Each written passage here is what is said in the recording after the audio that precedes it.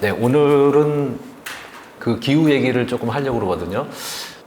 잠깐 복습하는 차원에서 다시 보여드리면은 여기가 X축이 300만 년 전부터 지금까지죠. 그 다음에 Y축은 안정산소 동위원소비인데 이거는 심해져 바닥 밑에 쌓여있는 두꺼운 퇴적물을 뽑아 올려서 산소 동위원소를 분석해 가지고 얻은 결과인데 위로 갈수록 온난한 거고 아래로 갈수록 추운 것을 의미하고요. 이렇게 신생대가 제3기하고 제4기로 이루어지고 제4기가 우리가 흔히 빙하기라고 부르는 시기다 라고 말씀드렸죠. 그 제4기는 그 제4기의 대부분을 차지하는 플라이소세, 그 다음에 우리가 농경을 하면서 자연환경을 변형시키기 시작한 홀로세, 이렇게 두 개의 시기로 나눠지는데 제4기는 대부분 다 플라이소세하고 겹친다 라고 말씀을 드렸습니다. 그래서 이 뒷부분 지금 현재 간빙기, 그 다음에 마지막 간빙기, 그 다음에 그 사이에 마지막 빙기. 마지막 빙기에서도 여기 쭉 떨어져 있는 시기가 보이죠? 이 시기가 바로 마지막 빙기 최성기라고 부르는 아주 추웠던 시기입니다. 이때 북쪽에 아무르강 유역 쪽에 있던 사람들이 한반도 쪽으로 내려오죠. 그래서 그 뒷부분을 확대를 해보면 이렇게 마지막 간빙기하고 형 간빙기하고 그 사이에 마지막 빙기, 여기서 한반도인의 형성과 관련해서 중요한 시기가 바로 마지막 빙기 최성기라는 시기고 그 다음에 8200년 전에 있었던 8.2K의 이벤트입니다. 그래서 보시면은 25,000년 전에서 18,000년 전 사이가 전 지구적으로 가장 추웠던 시기고 요 7,000년이 중생대 이후로 가장 추웠던 시기입니다. 사실 중생대가 언제부터 시작이죠? 페른기 대멸종 이후가 중생대인데 2억 5천만 년 전인가 3억 5천만 년 전인가 하여튼 그 정도 되거든요. 그때부터 지금까지 놓고 봤을 때 가장 추웠던 시기가 바로 이 시기예요. 그러니까 엄청나게 추웠던 시기죠. 마지막 빙기 최성기. 그래서 이때 북쪽에 있던 사람들이 한반도 쪽으로 들어왔다가 18,000년 전 이후로 온도가 다시 올라가니까 그 대부분의 서해평야에 있던 큰 무리들이 사냥감을 쫓아서 초지가 북상하니까 북쪽으로 올라가니까 한반도에 남아있던 소규모 그룹도 쫓아서 올라갔다. 제가 그렇게 말씀을 드렸습니다. 그래가지고 한반도가 이 시기에는 비어 있었는데 이 시기에 빠져나가면서 그러다가 8,200년 전에 다시 추워져가지고 사람들이 그 연해주 쪽에 있던 사람들이 동해안 쪽을 통해 가지고 다시 한반도 쪽으로 내려옵니다. 그러면서 그 사람들이 지금 우리의 한반도인의 바탕이 됐다라고 이해하시면 될 것 같아요. 그래서 이 홀로세의 기온 변화를 한번 조금 보시면은 여기가 X축이 지금 12만 5천 년 전부터 지금까지죠. 네, Y축은 마찬가지로 안정산소 동위원소비인데 이거는 심해저 퇴적물은 아니고 그린란드 빙하를 뽑아서 그걸 분석한 결과입니다. 홀로세를 보시면은 이게 홀로세 초기, 중기, 후기 이렇게 나눠볼 수가 있어요. 그래서 요 초기가 대략 11,700년 전부터 8,200년 전까지를 홀로세 초기라고 얘기를 하거든요. 이때는 조금 홀로세였지만 좀 추웠습니다. 여기 보시면 온도가 이렇게 쭉 올라가고 있지만 여전히 조금 서늘했던 그런 시기고, 근데 우리가 다음 슬라이드에서 제가 보여드리겠습니다만은 태양 일사량이 이제부터 좀 어려워집니다. 태양 일사량이 가장 많았던 시기는 바로 한 10,000년 전쯤이에요. 이때 태양 일사량이 가장 많았는데 일사량만 놓고 봤을 때는 온도가 이 홀로세가 시작될 때 가장 온도가 높고 그 다음에 홀로세 후반기로 갈수록 온도가 서서히 떨어져야 정상인데 이때 홀로세 초반부에는 여전히 서늘했습니다. 그 이유는 캐나다 위쪽에 로렌타이드 빙상이라고 너무 큰 빙상이 홀로세에 들어와서도 잘 녹질 않은 거예요. 이게 기본적으로 얼음덩어리가 너무 크다 보니까 반사도가 커가지고 얼음 두께는 얇아지는데 얼음의 면적은 그렇게 빠르게 줄어들지는 않았습니다. 홀로세 초기에.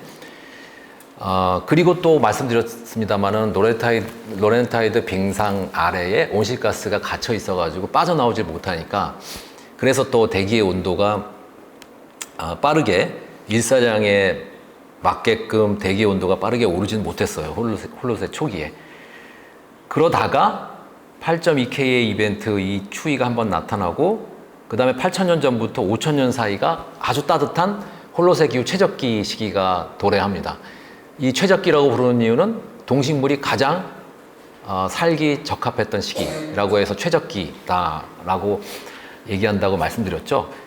그래서 지금 보시면은 8,000년 전부터 한 5,000년 전까지 상당히 온도가 높게 유지되는 것을 볼 수가 있고요.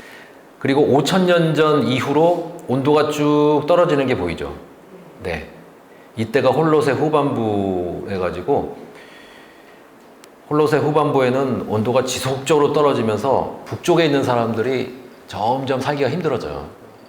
일단은 기본적으로 추위도 추위지만 농경의 생산성이 떨어지니까 기장 농경민들 이제 한반도를 기준으로 했을 때 그 북쪽에 있는 사람들의 기장 농경의 생산성이 떨어지면서 지속적으로 남쪽으로 내려오려고 하는 그런 흐름이 생깁니다. 근데 온도가 이렇게 서서히 홀로셋 후반부에 떨어지는데 그 중간중간에 주기적으로 갑자기 떨어지는 단기 한랭화 현상이 한 500년 주기로 있었거든요. 그때마다 대대적으로 사람들이 밑으로 내려오지 않았을까 저는 그렇게 생각을 합니다. 그래서 오늘 그 얘기를 조금 자세하게 지금부터 설명을 드리려고 합니다. 자, 그러면 여기서부터 좀 어려운데 홀로셋 기후변화 요인을 제가 4가지를 설명을 드릴 거거든요. 첫 번째가 세차입니다. 세차. 네. 세차는 그 밀란코비치 그 이론에 3가지 요소가 있는데 첫 번째가 이심률, 두 번째가 지구 자전축 각도의 변화. 지금 23.5도로 기울어져서 돌고 있지만 지구가 자전을 하고 있지만 그게 사실은 항상 고정되어 있는 게 아니고 22도에서 24.5도 사이를 왔다 갔다 해요. 근데 지금은 23.5도예요. 네, 그거. 그 다음에 세 번째는 세차 이겁니다. 근데 특히 이심률하고 세차가 중요했던 것 같아요. 최근 한 100만 년 전부터 지금까지는. 그래서 이 세차에 대해서 말씀을 드려볼 텐데 세차가 어떻게 그 지구의 기후에 영향을 미치느냐. 일단은 지구의 기후를 결정하는 지역은 남반구가 아니고 북반구입니다. 북반구. 남반구는 바다가 넓게 펼쳐져 있어가지고 온도가 오르거나 내리거나 하는 폭이 작아요. 예, 바닷물 비열이 크니까. 반면에 북반구는 대부분 땅으로 덮여 있죠. 그러다 보니까 온도가 빠르게 오르고 많이 오르고 빠르게 떨어지고 많이 떨어지고 그래서 기온의 변화폭이 굉장히 큽니다. 그래서 북반구의 기후변화가 전 지구의 기후변화를 좌지우지해요. 그러니까 북반구가 중요한 거예요. 그러니까 북반구가 중요하고 북반구에 뭐가 중요하냐? 계절성이 중요합니다. 계절성이라고 하는 건 뭐냐면 여름하고 겨울의 기온 차이예요. 그래서 계절성이 크다. 그러면 여름이 굉장히 뜨겁고 겨울이 굉장히 춥고 그러면은 기온 차이가 크게 나니까 계절성이 크다고 얘기하고요. 반대로 여름이 서늘하고 겨울이 따뜻하면 기온 차이가 적게 나니까 계절성이 작다 그렇게 얘기하거든요. 근데 왜 계절성이 이 지구의 기후랑 관계가 있냐면 자, 계절성이 커서 여름이 뜨거우면은 지구의 얼음이 많이 녹겠죠. 네. 그 다음에 계절성이 커서 겨울이 굉장히 추우면 그 북극 주변에 바닷물에서 증발이 덜 일어납니다. 그래서 눈이 내려야 얼음이 성장을 하는데 얼음이 성장을 안 해요. 그래서 여름에는 얼음이 녹고 겨울에는 얼음이 성장을 안 하니까 그게 계절성이 클 때 나타나는 현상이거든요. 여름이 굉장히 뜨겁고 겨울이 굉장히 춥고 그러면 점점 얼음이 줄어들게 되는데 이게 얼음이 줄어드는 순간 여기서 양의 대모임 현상이 일어납니다. 얼음이 기존에 이렇게 넓게 있으면 반사도가 높으니까 온도가 낮게 유지가 되는데 얼음이 줄어드는 순간 반사도가 줄어들고 그 다음에 땅하고 바다 이런 게 드러나니까 태양 복사 에너지가 많이 흡수되겠죠. 그래서 온도가 올라가니까 얼음은 더 줄어들고 반사도가 줄어들고 그러면은 온도가 올라가니까 얼음 더 줄어들고 이게 양의 대모임 현상에 의해서 얼음이 점점 감소하면서 이제 간빙기 시기로 들어가는 거예요. 예, 그런 메커니즘이 있고 그래서 계절성이 크면 간빙기 조건이 됩니다. 반대로 계절성이 작으면 여름이 서늘하고 겨울이 따뜻하면 반대로 여름이 서늘하면 얼음이 잘 안 녹겠죠. 네. 그 다음에 겨울이 따뜻하면 얼음 주변에서 증발이 많이 일어나가지고 눈이 많이 내리니까 얼음이 성장을 합니다. 이거 딱 빙기 조건이에요. 마찬가지로 얼음이 커지기 시작하면 여기서 그 양의 대목인 현상이 일어나기 때문에 얼음이 점점 커지면서 빙기로 들어갑니다. 네. 그래서 세차가 중요한데, 자, 이 그림을 보면서 다시 설명을 드려보겠습니다. 홀롯의 초기는 이렇게 태양이 있고 지구가 공존을 하는데 이런 형태로 놓여 있었어요. 그래서 지구의 그런 자전축이 바라보는 방향에 배가성이 있었습니다. 배가성. 네. 근데 지금은 지구축이 바라보는 방향에 북극성이 있는 거죠. 그래서 이 지구 자전축이 항상 고정되어 있는 게 아니고 계속 막 비틀비틀거리면서 움직여요. 이거를 세차 운동이라고 하고 주기가 2만 년에서 2만 5천 년 정도 됩니다. 네. 홀롯의 초기에 이렇게 돌 때, 자, 태양하고 지금 북반구의 여름하고 굉장히 가깝죠. 그래서 이 북반구의 여름일 때 지구가 근일점에 위치한다, 이렇게 표현합니다. 그래서 북반구의 여름일 때 근일점에 지구가 위치한다는 얘기는 여름이 뜨겁다는 얘기죠. 반대로 이쪽으로 가면은 북반구의 겨울이 태양하고 멀어지니까 상당히 추워지겠죠. 계절성이 커지겠죠. 그러면 무슨 조건입니까? 계절성이 커지면 간빙기 조건이죠. 네, 간빙기 조건. 그래서 홀롯의 초기에 이런 세차 운동 때문에 간빙기로 들어간 겁니다. 한 11,700년 전에.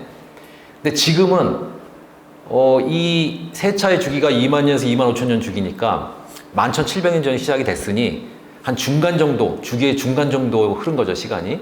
그러니까 이 자전축이 바라보는 방향이 정반대가 된 거죠. 그래서 북극성을 바라보게 된 거죠. 11,700년 전에는 백아성을 바라봤는데, 이렇게 놓이면 어떤 식이 되냐면 북반구의 겨울에 지구가 근일점에 위치합니다. 그래서 즉 무슨 얘기냐면 겨울이 태양하고 북반구의 겨울이 태양하고 가까워지니까 겨울이 따뜻해지고, 반대로 여름은 태양하고 멀어지니까 시원해지죠. 그러면서 계절성이 줄어들면서 빙하가 점점 커지는 거예요. 그래서 지금 현재는 세차만 놓고 보면은 빙기 조건이에요. 네, 빙기 조건입니다. 근데 다른 밀란코비치 그 요인이 있죠. 20률하고 지구 자전축 각도가 지금 빙기 조건이 아니기 때문에 빙기로 안 들어가고 있는 거예요. 계속 간빙기 형태로 있는 거고, 중요한 건 20률입니다. 20률은 뭐냐면 태양 주변에 지구가 공전할 때 공전궤도가 원형이냐 아니면 타원형에 가까워지느냐, 이걸 수치로 표현한 게 20률이거든요. 그래서 지금 이거는 극단적으로 타원형으로 도는 형태를 가정을 한 거죠. 이렇게 되면 20률이 크다고, 20률의 수치가 크게 나옵니다. 근데 세차가 지구 기후에 영향을 주려면 20률이 커야 돼요. 예를 들어서 20률이 작게 돼가지고 태양 주변에 지구가 공전을 원형을 그리면서 공전을 하게 되면, 그러면 이 태양이 중앙으로 오게 되거든요. 네. 이게 20률이 커지면 커질수록 타원형이 될수록 이 태양이 가장자리로 빠져나갑니다. 근데 20률이 이제 원형에 20률이 적어져가지고 공전궤도가 원형에 가까워지면 이 태양이 가운데로 와요. 그렇게 된다는 얘기는 뭐냐면, 태양이 이 중앙에 위치하게 되면 뭐 북극성을 바라보던 그 다음에 백아성을 바라보던 아무 상관이 없는 거예요. 그렇죠? 그래서 세차가 작동을 하려면, 세차가 지구의 기후에 영향을 주려면 20률이 어느 정도 커야 되는 겁니다. 네, 20률이 원형에 가깝게 되면은 세차가 영향을 거의 못 주는 거예요. 지금 현재가 20률이 굉장히 낮아요.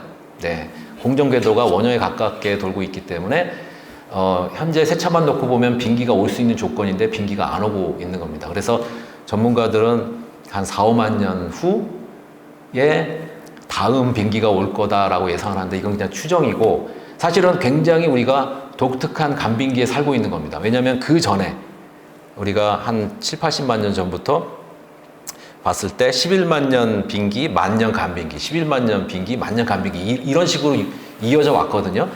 근데 11만 년 빙기가 끝나고 지금 홀롯으로 들어왔는데 11,700년 전에 빙기로 들어가도 이상할 것이 없는 그런 시기인데 한 4, 5만 년은 더 간빙기가 유지가 될 거다, 이렇게 얘기를 하고 있으니까 굉장히 독특한 간빙기에 인간이 살고 있는 거고, 어떻게 보면은 지구 온난화 문제, 글로벌 워밍 문제가 없었다면은 상당히 인류가 오랫동안 잘 살 수 있었을 그런 환경이었는데 지금은 완전 정상으로 돌리기는 어렵지 않을까. 그래서 뭔가 이제는 적응에 신경을 써야 되는 시점이 아닌가 이렇게 생각을 합니다. 그래서 가설은 주기적인 기후변화, 과거의 자연적인 기후변화는 항상 주기성을 띄었어요. 근데 그 주기를 가져오는 기후변화 요인이 많기 때문에 그 주기가 정확하게 항상 고정되어 있는 게 아니고 계속 변해서 복잡해서였을 뿐이지 거의 대부분 주기를 따라서 기후변화가 일어났고 그 기후변화가 있을 때마다 사람들이 이동을 했고 이동을 하면서 막 섞여가지고 각 지역의 집단이 형성이 됐다라고 이제 보시면 됩니다. 그 중에 한 집단이 한국인이죠. 한반도인. 그래서 기후가 나빠졌을 때는 혼란하고 이동이 만연했던 반면 기후가 좋았을 때는 그 집단이 성장하고 발전하고 인구가 늘어나고 문화가 발전하고 이런 그 변화가 있었고요. 기후변화가 나타나면은 아무래도 사람들이 막 이동하기 시작하면서 환경이 좀 더 나은 곳으로 이동을 하면서 새로운 중심지가 만들어집니다. 보통 그렇게 보시면 되고 동아시아에서는 기후변화에 따른 이동으로 선진 문물이 전달되는 순효과도 있었다. 그래서 기후변화가 없었다면은 사람들의 이동이 일어나지 않으면서 후진적인 곳은 계속 후진적인 상태로 머물렀을 텐데 그게 아니고 기후변화가 있을 때마다 사람들이 막 이동을 하면서 좀 후진적인 데에 선진 문물을 계속적으로 전달을 해주면서 동북아 전 지역의 문화가 동시다발적으로 같이 함께 발전하는 그런 순효과가 있었다라는 것이고요. 그래서 한반도의 수렵채진민을 보겠습니다.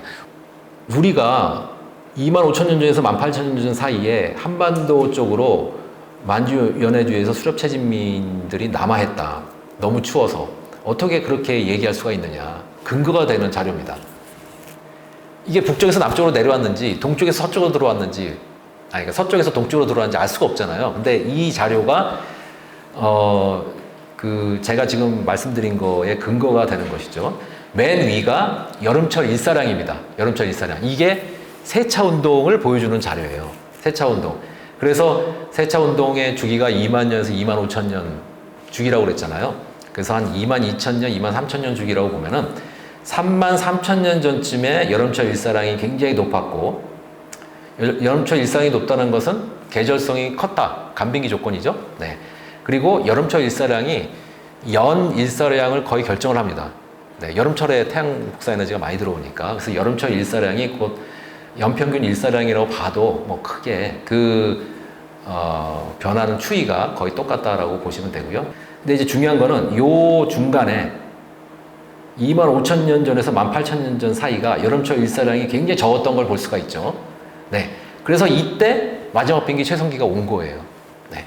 근데 재밌는 거는 요 파란색 그래프입니다. 이게 중국 동북부, 그러니까 만주 쪽에 당시 수렵채진민의 거주 흔적이에요. 그래서 수렵채진민들은 계속 움직이니까 뭐 집 같은 거 만들고 살지는 않았지만 뭐 야외 노지라든가 임시 야영지 이런 것들을 돌아다니면서 만들었거든요. 그 흔적들이 남아 있는데 그 야외 노지나 임시 야영지에 유기책 같은 걸 연대 측정을 해가지고 그 자료가 많이 모여 있고 특히 한반도 지역에 많이 모여 있습니다. 중국 동북부 지역에도 좀 있고 중국 동북부 지역의 고고학자들이 그런 연대를 다 모아가지고 그래프로 만들었더니 이렇게 나온 거예요. 그래서 이게 수치가 이렇게 높을수록 이 시기에 연대 자료, 그러니까 이 시기에 사용됐던 뭐 야외 노지나 임시 야영지가 많이 발견된 겁니다. 그래서 이게 뭐 연구가 균일하게 시기별로 이루어졌을 리는 없으니까 정량적으로 의미가 있다고 보기는 어렵지만 정성적으로 우리가 변화 경향을 파악하는 데는 충분하다. 보통 그렇게 얘기합니다. 그거를 놓고 봤을 때 이렇게 수치가 높았다라는 얘기는 이 시기에 사람 수가 많았다는 얘기거든요.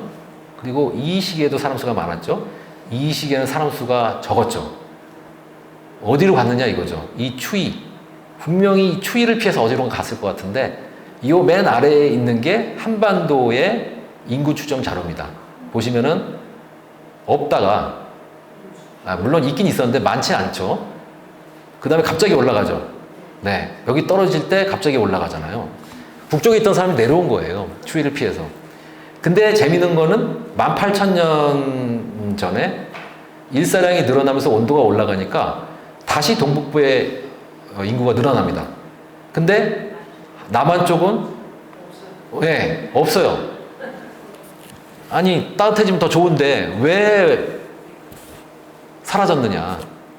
그 서해평야에 큰 집단이 있었는데 이 집단이 위로 올라가니까 혼자 남아있기 불안하니까 그 큰 집단을 따라서 올라갔을 것이다 라고 추정을 해볼 수 있고요. 재밌는 건 또 이 부분이죠. 네, 노란색이 쫙 올라가잖아요. 네, 이때 8,200년 전 그 추위에 또 못 버티고 연해주 쪽에서 일부가 한반도 쪽으로 내려오면서 한반도의 수렵체지민 인구가 확 늘어나는 겁니다. 네. 그러니까 우리가 이걸 봤을 때 확실히 농경민도 농경민이지만 수렵체지민도 기후변화에 따라서 왔다 갔다 했다는 것을 알 수가 있죠. 네, 그래서 뭐 이거는 제가 그냥 자의적으로 그린 겁니다. 4만 년 전에 처음 순달랜드로부터 위로 올라와가지고 티안유황 계통이 퍼져나갈 때를 대충 화살표로 표현을 한 거고요. 그 다음에 2만 5천 년 전에 아주 추웠을 때 너무 추우니까 만주 연해주 쪽에 있던 사람들이 다 이렇게 밑으로 내려오는 상황. 그 다음에 18,000년 전 이후로 온도가 올라가고 해수면이 상승을 하고 초지가 북상을 하니까 이쪽 서해평야 쪽에 있던 사람들이 위로 올라가고 한반도 쪽에 있던 사람들도 따라서 위로 올라가는 그런 상황을 제가 이 화살표는 제가 그냥 마음대로 그린 거예요.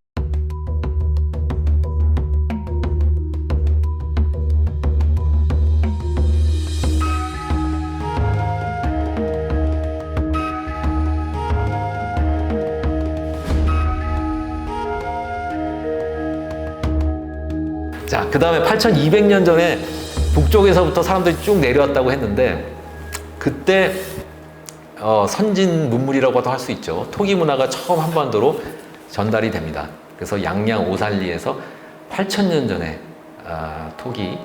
덤문이 토기겠네요.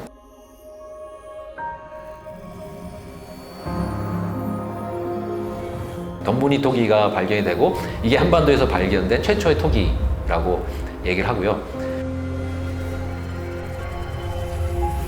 제주도는 사실은 만년 전 토기가 발견이 됩니다. 근데 이건 아마 일본에서 일부 조몬이 넘어와가지고 토기 문화를 전파했을 것이다 라고 봅니다. 조몬인 같은 경우는 수렵체지민임에도 불구하고 토기를 만들어서 독자적으로 만들었는지 아니면 러시아 쪽에서 연해주 쪽에서 전달이 됐는지 확실하진 않습니다만은 토기를 아주 오래전부터 사용을 했어요. 토기를 사용한다는 것은 수렵체진민인데 정주를 했다는 얘기거든요. 정주 수렵체진민이었다는 얘기고 정주를 할 수 있었다는 얘기는 그만큼 주변에 먹을 게 풍부했다는 얘기입니다. 왜냐하면 바다에 면하고 있었기 때문에 그렇죠. 바다에 먹을 게 많으니까 특히 이 간토 지역, 이 동경 있는 지역이죠. 이쪽에 산물이 많아가지고 수렵체진민이 굳이 막 돌아다닐 필요 없이 정주를 했다라고 보고 정주를 했다는 근거 중에 하나가 바로 이 오래전부터 사용하기 시작한 토기가 대표적인 근거로 보통 일본 사람들이 내세웁니다. 그러니까 토기를 오래전부터 사용했다라고 하는 것도 굉장히 자랑스러운 거예요. 어떻게 보면 일본 고고학자들 입장에서는. 그래가지고 굉장히 강조했고 아주 한 10년, 20년 전까지만 해도 일본에서 전 세계적으로 가장 먼저 토기가 사용된 지역이 일본이다라고 많은 학자들이 인정을 했었어요. 근데 중국에서 양쯔강에서 더 일찍 사용된 토기가 확인이 됩니다. 19,000년 전에 토기가 확인이 되면서 그 지위를 넘겼죠. 예, 그래서 보시면은 양쯔강에서 변온경이 처음으로 시작이 됐거든요. 농경이 처음 시작됐다는 것은 그만큼 이 수렵체지민들이 정주를 했다라는 의미도 됩니다. 그래서 정주를 해야 농경으로 이렇게 이어질 수 있는 가능성이 훨씬 높아진다고 보거든요. 그래서 토기를 19,000년 전에 사용하기 시작했고, 이게 결국은 벼농경으로 이어졌을 것이다 라고 봅니다. 그 토기의 용도는 주로 뭐 저장 아니면은 요리할 때 쓰거든요. 그래서 수렵 체질민들이 이 무거운 토기를 들고 막 돌아다니기 어렵기 때문에 토기를 쓴다는 것은 정주를 했다는 얘기가 됩니다. 우리나라는 8,000년 전부터 처음 토기가 사용이 됐다는 얘기는 그만큼 한반도가 그렇게 수렵 체질민들한테 인기 있는 땅이 아니었다라는 걸 또 보여주는 거예요. 네. 굉장히 늦게 토기가 사용되기 시작했죠. 네. 그러면 지금부터는 이제 농경민에 대해서 보겠습니다. 그래서 8,200년 전에 내려온 그 수렵 체질민이 한반도에 딱 자리 잡고 앉아 있었는데, 농경민에 대한 얘기 하기 전에 한반도의 기후는 어땠는가를 보겠습니다. 지역별로 기후가 제각기 달랐거든요. 그래서 한반도의 기후가 어땠는가를 알아야 되고, 정확하게 그거 자료가 그렇게 많지가 않은데 제가 20년 동안 많이 연구를 해가지고 많이 만들었어요, 데이터를. 그래서 그거를 갖고 지금 한국인의 기온이나 책을 썼다라고 해도 과언이 아닌데요. 이 맨 위에 있는 그래프가 제가 만든 그래프고요. 광양에서 20m 정도 되는 코어를 뽑아가지고 화분 분석을 했습니다. 그래서 Y축이 나무 화분의 비율이에요. 나무 화분의 비율이 지금 보시면 한 80%에서 90%. 이게 화분이 꽃가루거든요. 그래서 코어를 채취를 한 다음에 거기서 샘플링을 해서 일단 연대 측정을 하고요. 코어 연대 측정을 하고 샘플링을 해서 그 퇴적물 속에 들어있는 꽃가루를 분석을 합니다. 그래서 특정 시기에 무슨 꽃가루가 많이 발견이 되는지, 그럼 특정 시기에 어떤 나무들이 많이 살았고 어떤 풀들이 많이 살았고 이걸 알 수가 있잖아요. 근데 나무나 풀이나 모두 기후의 절대적인 영향을 받기 때문에 그 나무와 풀 조성을 알게 되면은 기후를 어느 정도 정성적으로 복원을 할 수가 있습니다. 그래서 여기 지금 나무 화분 비율을 제가 가져온 거는 나무 화분의 비율이 높다는 얘기는 온난 수분이 했다는 얘기고, 나무 화분의 비율이 낮다는 얘기는 풀 화분이 많았다는 얘기거든요. 초번류. 그거는 이제 한랭 건조했다는 얘기가 됩니다. 그래서 지금 보시면 홀롯의 초기부터 홀롯의 후반부까지 한 나무 화분의 비율이 80%에서 90% 사이에서 왔다 갔다 하는 걸 볼 수가 있는데, 우리나라 제가 화분 분석을 해보면 거의 한반도 대부분이 참나무 숲이었다. 네. 특히 뭐 북한까지는 제가 장담 못하겠습니다만은 남한은 대부분 다 참나무 숲이었고, 산지에 경사, 계속적으로 교란이 일어나는 경사에만 소나무가 좀 살고 있었고, 그 다음에 하천변에 오리나무가 좀 살고 있었고, 나머지는 다 참나무였다라고 보고, 풀도 별로 없었고요. 네. 홀로세에는 거의 그냥 나무들이 살고 있는 땅이었다라고 보시면 됩니다. 특히 홀로세기 최적기 때는 특히 더 그랬고요. 요 홀로세를 3등분을 해가지고 설명을 드리면은,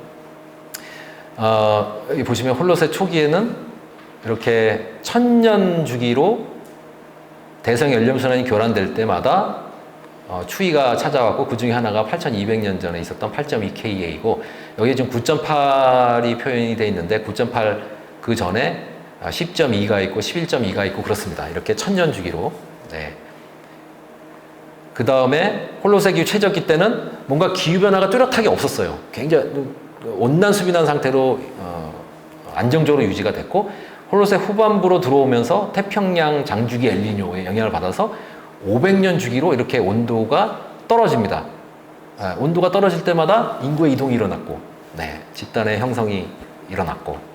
근데 제가 만든 그래프가 공신력이 있는지 확인을 해봐야 되잖아요. 그래가지고 적도 서태평양의 해수면 온도 자료하고 비교를 해봤어요.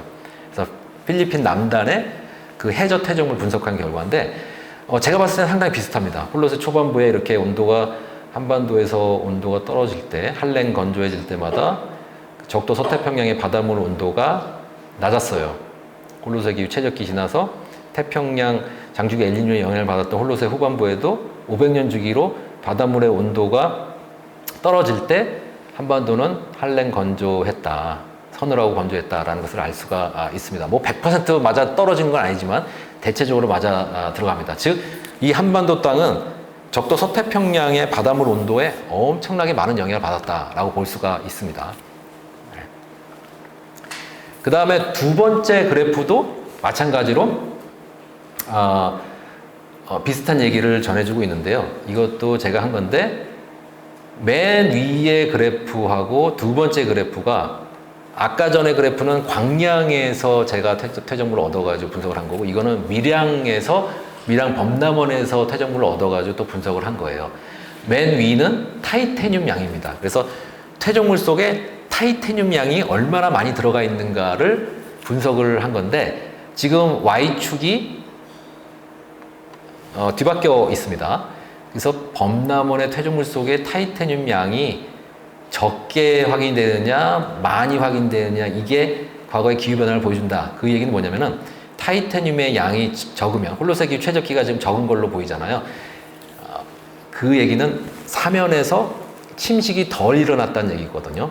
네, 사면에서 침식이 일어났을 때 범람원에 이 타이타늄이 많이 쌓이게 되는데, 사면에서 침식이 덜 일어났다는 얘기는 나무가 많았다는 얘기입니다. 그래서 나무 밀도가 높으니까 침식이 덜 일어나가지고 범람원에 타이타늄이 덜 쌓이는 거죠. 그래서 타이타늄 지금 2000에 가까운 이 홀로세기 최적기에는 사면의 나무가 밀도가 굉장히 높았다, 그런 얘기가 되고요. 반대로 홀로세 초기하고 홀로세 후기는 조금 밀도가 낮아서 침식이 많이 일어나가지고 범람원에 타이타늄이 많이 쌓였다라는 것을 볼 수가 있고, 제가 그거를 어떻게 확신할 수가 있냐면, 이거는 화분 분석 결과인데 마찬가지로 나무 화분의 비율 변화하고 타이타늄의 변화하고 상당히 유사한 걸 볼 수가 있습니다.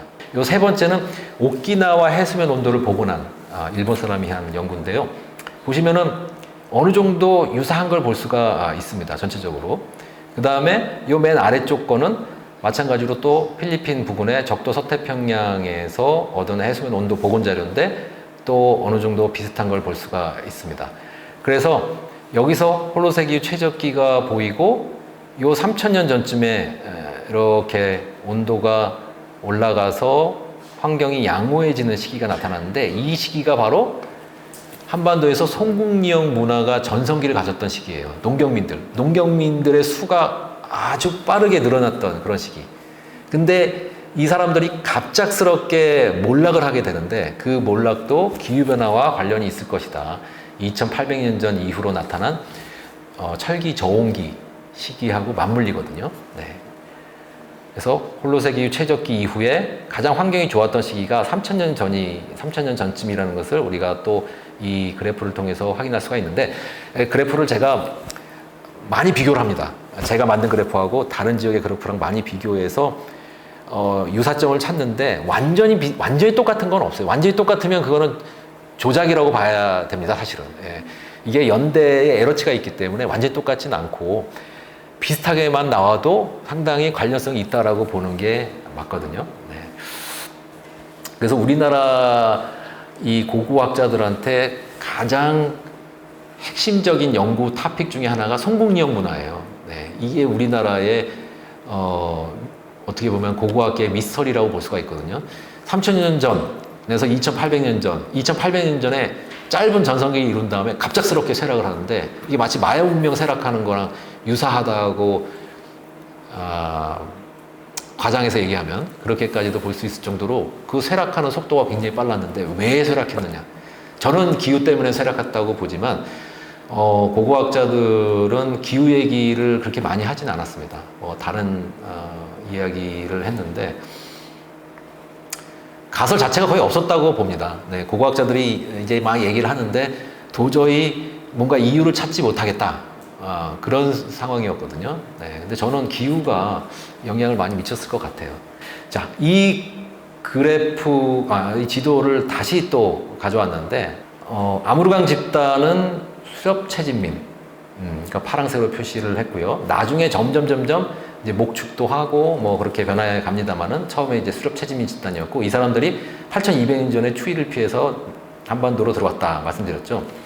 그리고 이 중국 전역에 걸쳐서 아무르, 그 다음에 랴오어강, 황어강, 양쯔강, 이 세 집단이 기후가 안 좋아질 때마다, 기후변화가 있을 때마다 막 이동을 하면서 막 섞여요. 아무르강 사람들하고 랴오강 사람들도 섞이고, 황하강 사람들하고 랴오강 사람들도 섞이고, 양쯔강, 황하강도 마찬가지고, 뭐 아무르강 사람들이 기동력이 있으니까 뭐 황하강 쪽으로도 내려오고 막 그랬겠죠. 막 먼 거리를 막 이동을 하면서 서로 네 집단이 막 섞이게 되는데, 그러면서 일부 요동 요소 쪽에 정착한 사람들이 그 이후에 3,700년 전부터 해서 3,700년 전, 3,200년 전, 2,800년 전, 2,300년 전 이렇게 기후가 안 좋아질 때마다 주기적으로 이렇게 사람들이 들어왔을 것이다 라고 보고요.